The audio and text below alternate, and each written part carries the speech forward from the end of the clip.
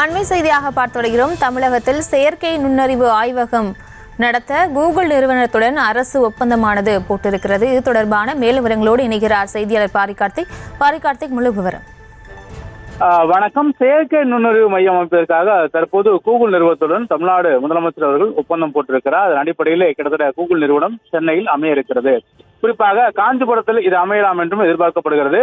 மேலும் இருக்கக்கூடிய கிட்டத்தட்ட இதுவரை 900 கோடி ரூபாய் முதலீடுகளை ஈர்த்திருக்கிறார்கள் இந்த அமெரிக்கா பயணத்தின் போது. தொடர்ச்சியாக நேற்று நள்ளிரவு இந்திய நேரப்படி, நேற்று நள்ளிரவு அமெரிக்கா நேரப்படி நேற்று மாலை மைக்ரோசாப்ட் மற்றும் கூகுள் நிறுவனங்களுக்கு முதலமைச்சர் அவர்கள் நேரடியாக சென்று அங்க இருக்கக்கூடிய அதிகாரிகளை சந்தித்து பேசினார். அப்போது ஏற்கனவே மைக்ரோசாப்ட் நிறுவனத்துடன் தமிழ்நாடு அரசு ஒப்பந்தம் செய்யப்பட்ட நிலையில் கூகுள் நிறுவனத்துடன் அந்த ஒப்பந்தமானது செய்யப்பட்டிருக்கிறது. அதன் அடிப்படையில் செயற்கை நுண்ணறிவு மையம் அமைப்பதற்காக தற்போது இந்த ஒப்பந்தமானது போடப்பட்டிருக்கிறது. குறிப்பாக தமிழகத்தில் இளைஞர்கள் வேலைவாய்ப்பை உருவாக்கும் வகையிலும் அதே போல ஊக்குவிக்கும் வகையிலும் தொடர்ச்சியாக மென்பொருள் நிறுவனங்களில் இந்தியாவிலே தாயகமாக தமிழ்நாடு திகழ்கிறது.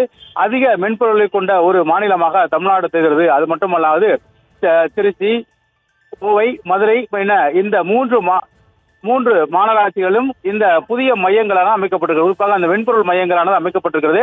எனவே தமிழகம் முழுக்க வளர்ச்சி என்ற அடிப்படையில் தான் இந்த பயணம் அமையும் என்று ஏற்கனவே முதலமைச்சர்கள் அறிவிக்கப்பட்ட நிலையில் தற்போது இந்த கூகுள் நிறுவனத்துடன் ஒப்பந்தமானது செய்யப்பட்டிருக்கிறது.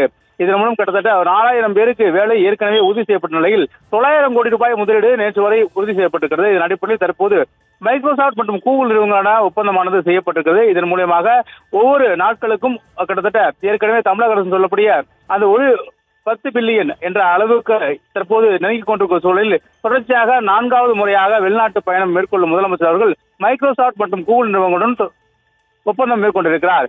ஏற்கனவே சென்ற அந்த வெளிநாட்டு பயணங்கள் போது 3 நாடுகள் சென்று அந்த 3 நாடுகளுக்குரிய கனரக வாகனங்கள் தொழிற்சாலை மற்றும் மனித சக்திக்கு உட்பட்ட தொழிற்சாலை என அமைக்கப்பட்ட போதும் இந்த அமெரிக்க பயணம் அதிக அளவு கூகுள் மற்றும் மைக்ரோசாப்ட் உள்ளிட்ட மென்பொருள் நிறுவனங்களை சந்தித்து அதற்கான ஒப்பந்தமும் போடப்பட்டிருக்கிறது. இந்தியாவிலே தலைநகரமாக இருக்கக்கூடிய தமிழகத்தில் தொடர்ச்சியாக மென்பொருளின் வருகையொட்டு இளைஞர்களுக்கு அதிக வேலைவாய்ப்பு கண்டிப்பாக வரும் என்றும் எதிர்பார்க்கப்படுகிறது.